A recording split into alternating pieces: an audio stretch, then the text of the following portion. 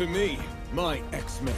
Hey, welcome back to ScreenCrush. I'm Ryan Harriet, and this is all of the Easter eggs, references, and little things you might have missed in the first episode of X-Men 97. Guys, there is so much to cover here with this episode drawing from the X-Men animated series. We got a full recap of the series up right now on the channel, by the way, and this episode also pulls heavily from the Chris Claremont run of the comics. There are hundreds of behind-the-scenes details and tidbits that I can't wait to share with you, but first, I have a special announcement to make. We have dropped these brand new X-Men parody shirts on our merch store, where we designed all the merch ourselves. There's this X-Men Nighthawks parody by Spawn artist Mark Spears, the Breakfast Club parody of the Breakfast Club, and of course Doug as Wolverine. And right now, for just 1 week, all this merch is 15% off. Thanks so much for visiting our store. It really does help us out. So let's break this episode down. Now, I realize that some of you may not have even been alive when the original X-Men series was released, but it was a groundbreaking show that, in a lot of ways, is responsible for the MCU. The creators of the show, Eric and Julia Lewald, had the audacity to create a Saturday morning cartoon show that was loyal to the pathos of the X-Men comics. Now, these were heroes who were burdened by their powers, who were filled with self-loathing. Why is this happening to me? I used to be a normal kid. It's not my fault. And trust me, you did not see this kind of thing on Saturday mornings. The only real drawback to the show was the quality of the animation, which was ambitious but had a very limited budget. They crammed each episode full of so many more shots than any other series on TV, on average twice as many shots as Batman the Animated Series, which debuted the same month and had a much bigger budget. And now, this series finally has a sizable animation budget, and I'm going to point out all these new details they added as we go along. Now, this show is animated with new technology, but producer Brad Winderbaum said that a small video transfer effect was put over the animation to give it a 1990s television patina quality. Hey, what did you mean the show is responsible for the MCU? Well, the original X-Men movie was greenlit in part because of the success of the animated show, and the movie even borrowed the structure of the first few episodes. But also, the show was one of the very first projects ever produced by Marvel Studios, so now it has finally come full circle. So here's a little recap on where we left off in case you haven't had time to watch our full recap video. Professor Xavier was shot by a special weapon that amplified his powers and was killing him. This caused mutant uprisings around the planet, and just as Magneto was about to rally mutant kind to take over the world, the X-Men asked for his help to save his best friend's life. He used his powers to amplify Charles's abilities so they could call out to Lilandra. Who's that? Lilandra is the empress of the alien empire called the Shi'ar, and she and Xavier are in love. Lilandra takes Xavier to space to hopefully cure him, but Xavier says goodbye to each member of the X-Men. Proud of you all, my X-Men. Oh, just a second, person. I have received a text from our CEO. It says, I need you to buy me an iTunes gift card and don't ask why. Well, okay then. Doug, don't do that. But the CEO! Dude, we don't have a CEO. It's a scam. Oh, well, how'd they get my number? Man, that is the messed up part that no one wants you to know. They got your number and email from online data brokers. See, the internet is filled with shady people who pay big money just for access to your private data. I know this because I also used to get a ton of spam phone calls and emails. You don't get those calls anymore? Very rarely, because I signed up for Incogni. They're the sponsor of this video. Incogni is by far one of the best products that we talk about on this channel. This is the app that they don't want you to know about. You guys would be shocked how much of your personal information is just out there on the internet, like your address and your phone number. The 21st century is a digital book. And shady companies can get that information so easy it's scary. Like, you may have noticed sometimes you sign up for a loyalty card or like a newsletter, and suddenly you get bombarded with targeted ads or robocalls. And that's because those companies sell your data to giant firms called data brokers, and then they sell your information to other advertisers. Incogni found more than 100 data brokers that were selling my sensitive information. And we are talking financial details, health history, internet search history, Your bank records, medical histories, voting patterns, emails, phone calls, your damn SAT scores. and they were selling this information to the highest bidder. Several of them were rated 10 out of 10 for data sensitivity, and they were selling information about potential health risks, my insurance provider, credit type, really scary stuff. Well, I guess we gotta move to the Alaska and get off the grid. No, here's the thing. These data brokers have to remove your name from their database if you ask them to. But I don't have time to contact all those companies and do all that. I have the ear of the CEO. Yeah, but that is where Incogni comes in. They contact those companies for you. You don't have to do anything, and they alert you when the request has been completed. After signing up, I get almost no spam, and I cannot even remember the last time I got a phone call from my old friend, unknown number. So I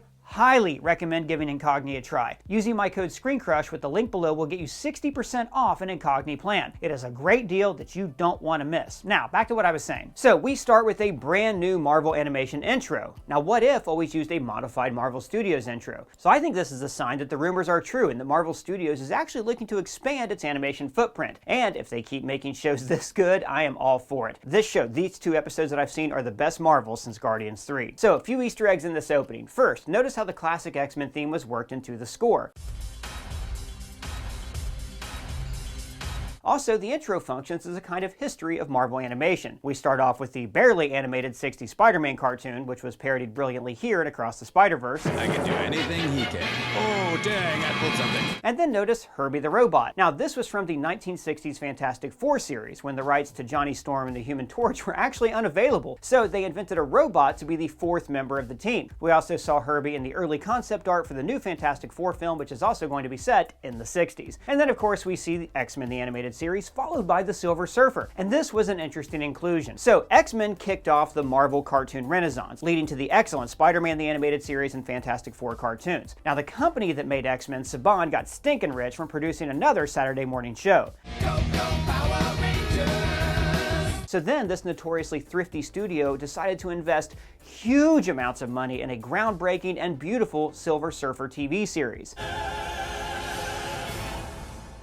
The show was a spectacle, but it flopped. But it's nice to see its place in Marvel's cartoon history canonized right here. And then we see What If, an amazing show created by Ashley Bradley, followed by a shot of Marvel Zombies, which I believe is still releasing this year. Who can keep track these days? And then we get to the new intro. And I gotta tell you guys, there are a lot of Easter eggs and tiny details to notice in the intro, so dig in. This is gonna be so good. Now, there are lots of similarities and, more importantly, differences to the classic intro that we all know and love. First of all, notice it's in widescreen format, like the rest of the episode. But also notice, and we'll go frame by frame here, Rogue and Storm are moving at different frame rates from each other and from the Blackbird. What do you mean? Well, in animation, the animators typically don't animate every single frame. It would be too expensive. Instead, they usually do every other frame, like the original animated series. That is called animating on twos. And in this intro, you can see that Rogue and Storm are animated on twos, but slightly staggered, while the Blackbird is animated on threes. This creates a sense of distance from the ship. It's further away, so it's moving slower. This is an example of the higher animation budget that we're going to be seeing in this show. There's also a slight redesign for Rogue, where we can see more detail in her hair, like the individual white strands instead of the solid skunk trail she had in the original show. I should note here that the character designs here are mostly based off the early 90s redesigns by Jim Lee, and they almost had to change the original show last minute after Jim Lee left Marvel to co-found Image Comics. Yeah, Marvel can be petty sometimes. Now, this intro was originally designed for a very practical reason. The show needed a way to introduce a dozen characters to kids every week. At one point, actually, Stan Lee was adamant that he be allowed to narrate the show from behind a desk like he was Walt Disney. Wow, that man loved a camera. Yes, he did, R.I.P. But luckily, the producers stood their ground to create this iconic intro instead. Storm is wearing the same uniform, but you'll notice that her hair has changed to a mohawk. Now, this is part of her iconic redesign by artist Paul Smith in the 1980s. It leads into one of her most famous comic stories that I'm not going to spoil for you right now. Basically, Storm spent her whole life trying to contain her emotions so she wouldn't lose control of the weather, which we did actually see in the episode Savage Land, Savage Heart. I must keep my emotions in check,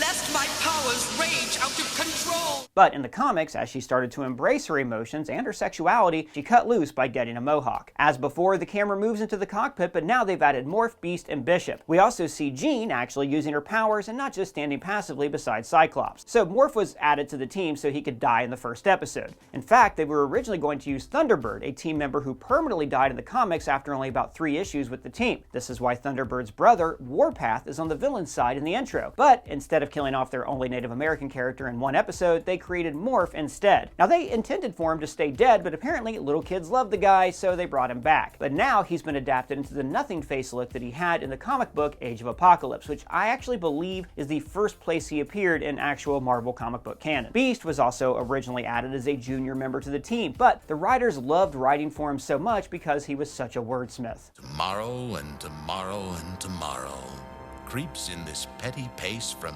day to day. And Bishop was originally supposed to join the team permanently at the end of Season 4. See, originally the creators thought that Season 4 was going to be their last season. So they wrote an ending where Cyclops, Jean, Xavier, and Storm were going to leave the team, and Archangel, Psylocke, Bishop, and Shard were going to join the team in their place. But then they were picked up for Season 5, so they lopped off that original ending off the episode. The downside of this was that most of the original animation team had already left, and Saban took a greater hand in Season 5, hiring super cheap animators to create the show. And that is why half of Season 5 looks so incredibly different from the rest of the series. Oh, okay. And by the way, we talk about all of those facts and more in our Why the X-Men is Great video, which is up on the channel right now. So notice one difference here is that we don't see Scott's eyeballs through the ruby quartz visor in the intro, although later on we do see the animators using the glints of his glasses to express his changes in mood. So the intro kicks off with the explosion of the atomic bomb. The X-Men were always called the children of the atom because of the assumption that radiation caused worldwide genetic mutation. Cyclops is losing control of his powers on a mesa, and this spot is actually very important for the character. When Jean Grey was Phoenix, she used her telekinetic abilities to hold back his optic blast so she could see his eyes.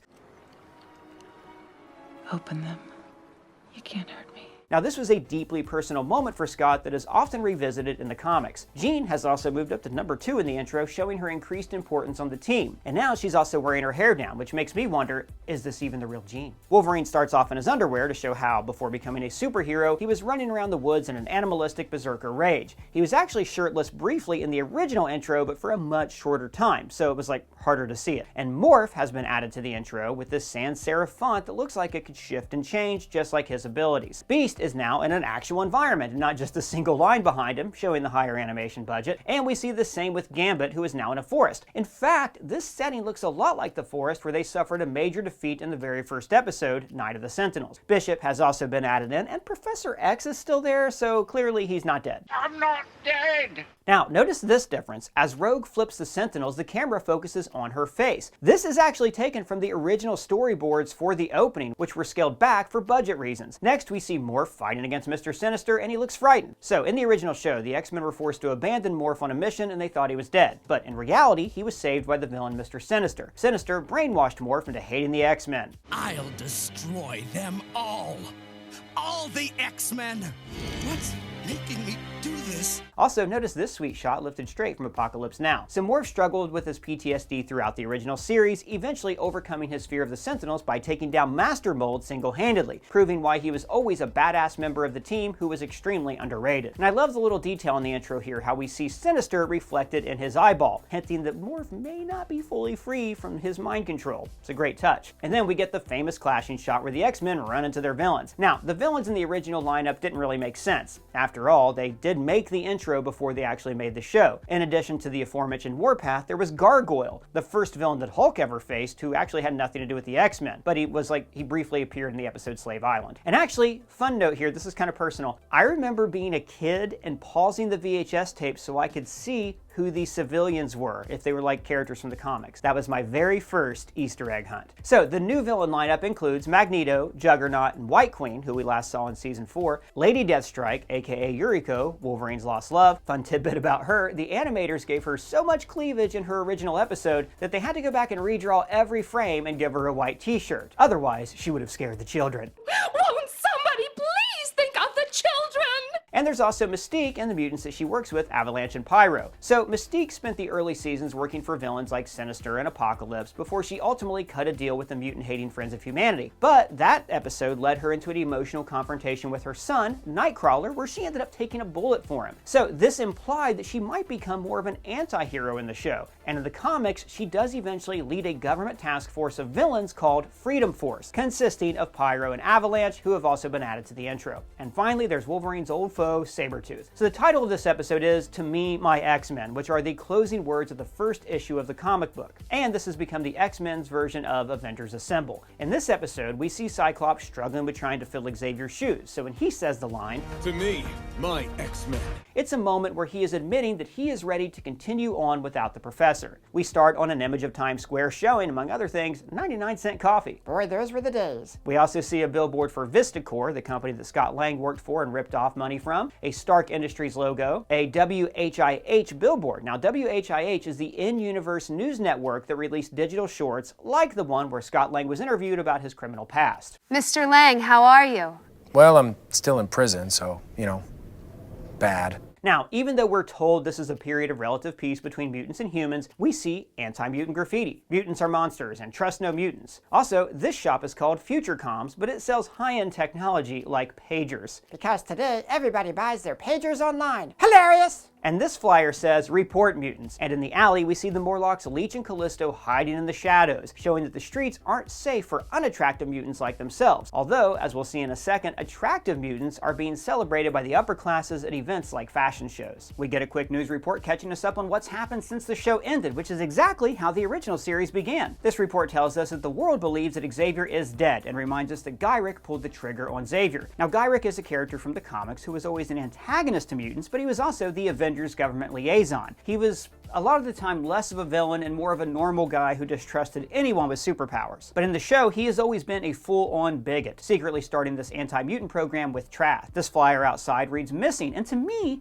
this looks like the mutant Yukio, who was a Japanese ally of Logan's during the Chris Claremont X-Men books. But now she's probably better known for this. Bye.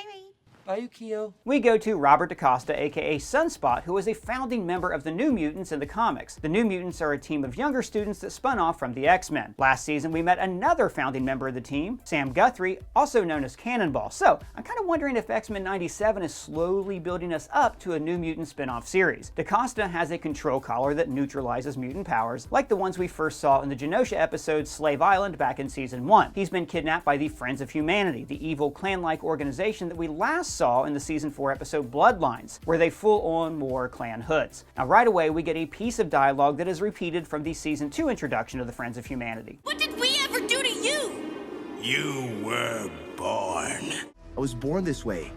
Ain't that the rub? And then Storm bursts in, and her intro is so similar to her speech from the pilot. Storm, mistress of the elements, commands you to release that child. I am Storm, mistress of the elements. Surrender the boy, or face my fury! The pilot episode slowly introduced the X-Men to the audience as they showed up one at a time to rescue Jubilee, and this pilot is following the same pattern. And I loved how she's introduced, like a goddess looking down at these mere mortals. She is so much more badass than she has ever been in the movies, especially when they forced poor Halle Berry to say this line. You know what happens to a toad when it's struck by lightning? The same thing that happens to everything else. I think it's interesting that the Friends of Humanity's new weapons are these arm cannons that they wear instead of hold, like regular guns. It shows how human beings are evolving to become more machine-like and embrace technology to counter the evolution of the human race. Except this evolution, becoming more machine-like, will actually cost them their humanity instead of protecting it. This was hinted at by Master Mold's ultimate plot in the season finale of Season 1. You will remove Senator Kelly's brain and replace it with a computer. And then Bishop enters. Now his ability is to absorb and redirect energy. Bishop is actually from an apocalyptic future where Sentinels have killed most of the X-Men, and he traveled to the present day to prevent that future from happening. Now it used to be that when he had his time band removed, he would automatically sling back to his time, but maybe that's not the case after he entered the axis of time in Season 4. Cyclops entered, and much of his fight is a pretty long single take. Now notice this move he uses a lot, where he uses his eye beams on somebody's knee to knock them off balance, and then he puts them down. It's a really cool fighting detail that we never would have gotten in the original series because of the lower animation budget. But just to remind us that this is the 90s, Cyclops lays down this 20th century zinger. Don't! I surrender! Not. Of course. Not. Again, it's like poetry, so if they rhyme. Outside, a newspaper drifts by that's filled with Easter eggs. We see the aforementioned Benetton mutant fashion show, where at least one person is dressed up like Banshee, the mutant who makes this sound when he flies. This is the same Daily Bugle masthead from the Spider-Man Raimi movies, and not the Daily Bugle from Spider-Man the Animated Series, which actually takes place in the same universe as these X-Men. And here we see a blurb about the Hellfire Gala. The Hellfire Club are a group of aristocratic Illuminati mutants who the X-Men fought back in Season 3. And the gala story is photographed by one Peter Parker and reporter Eddie Brock, who goes on to become Venom. Now the problem here is that Eddie becomes Venom in Season 1 of Spider-Man the Animated Series, but Spider-Man crosses over with the X-Men in Season 2. So I guess that means that the X-Men crossover episodes actually align with the X-Men 97 timeline. Or they're not even in the same universe. Good point. The other blurb asks if Spider-Man is a mutant, which was a point of contention in those crossover episodes. Accept it, but I don't want to be a freak. Watch your mouth. Back at the mansion, Gambit is in the kitchen where he and Jean had a famous argument in the Morlocks Christmas episode. If you want to keep that hand, stay away. Gambler's just trying to help. And just in case you forgot it's the 90s, he's wearing a glorious cut-off t-shirt. Yo, listen up, here's the story. And then Morph enters posing as the professor, and he also posed as the professor in the series finale Graduation Day. The trick to coming off well on television is to be yourself. Or then again, maybe not. And it turns out that Jean is now pregnant, which is interesting. That can lead into a whole other storyline that I'll explain when we talk about episode 2. Roberto wakes up, just like Jubilee did in the pilot, and also like Jubilee, the first person he sees is Beast hanging upside down. Now on the bookshelf here we see a book by Jay Lewald, a nod to Julia Lewald, the co-creator of the original series. And there is a copy of Animal Farm, which the Beast was reading in prison back in episode 3. Look at the title, Animal Farm. He's just looking at the pictures. The music he's listening to is Der Halle Rache from Mozart's The Magic Flute, an opera about a young prince in a strange land, just as Roberto is a young, wealthy man awakening in a strange land, the X-Mansion. Beast says, Hank McCoy here, or if you prefer my friendly nom de guerre, Beast. Another callback to the pilot. How she acquired her nom de guerre! In the Danger Room, we see a nightmare scenario play out where Magneto destroyed the UN and rallied mutant kind to his cause. And we saw a similar situation almost play out in the finale of the original series. And this is also foreshadowing a possible outcome of what happens in episode 2. So this is all raising suspense for that episode. Wolverine is introduced in the Danger Room just like he was in the pilot. And then we see Scott in the professor's office looking at a portrait of the original 5 X-Men. Now, of course, they're in their original uniforms from the comics, with Iceman being covered in snow and wearing boots just like he did in the original books. Now, we saw a brief flashback of the original 5 in past episodes of the series, and notice how Beast looks more human and he's not furry and blue. In that Spider-Man crossover episode, we got a hint that Beast ran an experiment on himself that caused this additional mutation, or at least that he tried to reverse the mutation. Remember how eager you were to find a cure for your growing mutancy? So eager that you risked destroying yourself in the process. I also appreciate how the drawing is done in the style of Jack Kirby, the originator and co-creator of the X-Men. Scott is talking to Valerie Cooper, an important character from the comics. She worked for the government and formed the mutant task force Freedom Force, which we talked about earlier. In the comics, she becomes the government liaison to X-Factor, the government-sponsored mutant team that we did see in the original series. But in the comics, she was originally a bit more antagonistic to the X-Men, more like a less bigoted Gyrich. She name drops Dr. Trask, the man who invented the mutant-hunting Sentinel robots. Now, in the first season, the X-Men's main antagonist was a huge robot named Master Mold, whose fatal weakness was also his greatest strength, electricity. I am still plugged in. And Master Mold's machine logic also undermined his creator's anti-mutant logic. That is not logical. Mutants are human. Outside, the team is playing basketball, just like they did in the premiere episode of Season 3 when Logan pulled the ultimate dick move. In both episodes, the game is modeled closely after this one from X-Men issue 4 when they wore almost the same outfits. Now up in the office, we see the professor's death certificate, which reads 11/11/96. So he died on Armistice Day. Fitting, since his death seems to have created a peace between mutants and humans. Scott remembers the professor saying, "Your childish hijinks have cost you 5 demerits, young man." And this is one thing the professor would say in the original comics all the time. But he also tried that crap out on Wolverine when he returned to the team years later, and that did not fly with the older X-Men. Stop! Demerit! So Jean is worried about their child and laments that they don't have a future with just the two of them. Now, this is playing off her concern from the end of season 1 when Scott proposed to her. If we have children, they'll be mutants. They'll face the same problems we have all their lives. And then the picture of the original class breaks because of the X-Men goofing off. Symbolically, this is showing how the new X-Men are breaking the traditions that were set down by the original team because they are representing the changing of the times. Wolverine is back to clashing with Scott like they did in the first season of the show. But want to know the worst part about the professor being gone? You. Now, in the showrunner's original story Bible, they made sure to include that even though Logan gave Scott a hard time, he respected the team leader because he was such a fierce warrior. The X-Men are looking for Bolivar Trask, blaming him for the professor's condition, probably because Trask must have built the power-amplifying device that Gyrich used on Xavier. The last time we saw Trask, he and Gyrich were hiding out together. Some scientist. Because you couldn't control your creations, we've got to hide in this stinking jungle for the rest of our lives! Then they enter a rave club to find Roberto, and then Rose gets her sad, horny Southern girl moment. I was down there and one of them brushed against my skin, my power-sapping touch would leave him with a nasty hangover. I also thought that Rogue's longing to touch someone else was kind of an extension of like Southern morality. Like how in the Bible Belt, the rules are more strict about who a young lady can have relations with. Wolverine is wearing the same casual outfit he always wore in the original series, and Morph is being a real dick to his friend, teasing him about his unrequited love for Jean. Oh, hello you on the sidelines, watching our exhausting perfection every day. Now, that love is of course the source of the famous Wolverine photo meme that gets called back a little later in this episode. Jubilee finds Roberto, and we get to see Jubilee use her powers just to have fun. Now, Roberto is kind of apathetic to the plight of mutants, and he just wants to be left alone. I mean, this is the perfect Gen Xer for the perfect Gen X TV show. They go see Gyrick at Rikers Island, the same prison where Beast was being held in Season 1 of the original series. Gyrick lays out the mission statement for bigotry. Tolerance is extinction. And the counter to his argument is something that Magneto actually says at his trial in the comics, that mutants are humanity's children. In other words, mutants are not the end of the human race, they are the continuation of the human race. Whereas Master Mold represents a force that wants to make the human race extinct and replace them with machines. And then we get this good cop, bad cop moment, which seems lifted from the interrogation scene in The Dark Knight. So when Jean reads Trask's mind, something goes wrong. And this is like the big mystery of the series. Something's wrong. Someone else.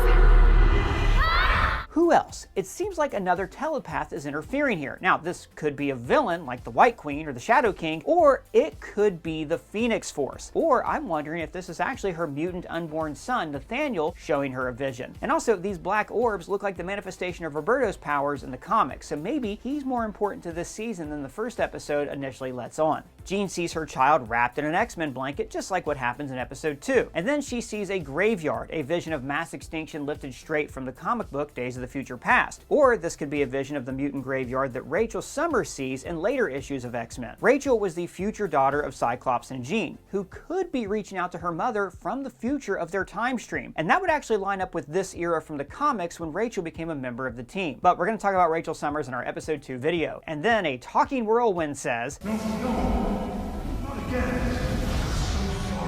teasing another mystery for this show. Who the hell is this? What is happening? I do have some theories, but I'm going to save them for our episode 2 video. Finally, she sees Master Mold being reborn, and then she dies in an atomic explosion, very similar to Sarah Connor's visions in Terminator 2. So the team heads to the Sahara, and after the Blackbird is destroyed, they fall through the air, exactly like one of the new X-Men's first missions from the comics. Morph turns into Archangel to save everyone, and here I want to point out that Morph is a badass. In Season 4, he overcame his Sentinel PSD and transformed into several different mutants, mimicking their powers and taking down Master Mold all by himself. Now, Archangel was once just called Angel, and he was a founding member of the X-Men, who got his metal wings after Apocalypse brainwashed him. Then he spent years searching for a way to defeat Apocalypse before he finally let go of his hatred. Like I said earlier, he was originally going to join the team at the end of Season 4. Scott does that superhero no parachute thing using his optic blast to soften the ground, which I actually think would have made the ground into glass, but whatever, it looks cool. Superhero landing! Yeah, that's real. And then he says the line. To me, my X-Men. Showing that he is now fully embracing his new role as the X-Men's only leader. When they encounter Trask, Sentinels come out of the ground like zombies, symbolic of how they represent the death of mutant kind, and symbolic of how, no matter how many times you wipe them out, the Sentinels never stay gone. It is interesting that Trask wants to rebuild Master Mold though, because the AI rebelled against him and humanity back in Season 1. You will remove Senator Kelly's brain and replace it with a computer. And just, guys, how great is it to just watch the X-Men kick some ass with that theme? Beast lays down some prose asking a Sentinel to change its heart while he's actually swapping places with its heart and takes control of it. And then he says, Louis, I think this is the beginning of a beautiful involuntary friendship. Which is a riff on the last line from Casablanca. Louis, I think this is the beginning of a beautiful friendship. And then this Sentinel says, Omega level threat detected. Now, Omega level is a designation given to only the most powerful mutants like Apocalypse, Magneto, or Storm. And I loved this theme, how it starts off with a piano, like trickling rain, before it becomes a full-on choir showing the ascension of a goddess.